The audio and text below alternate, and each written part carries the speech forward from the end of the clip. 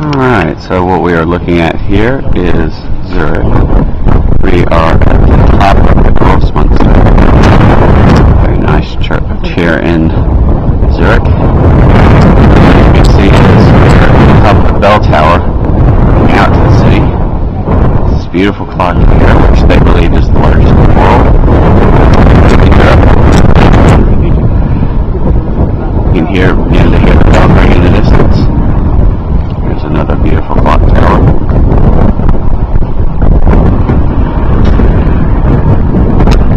And then out in the distance, lovely body of water. It is quite cold today. We are bundled up. It's in upper 40s, low 50s.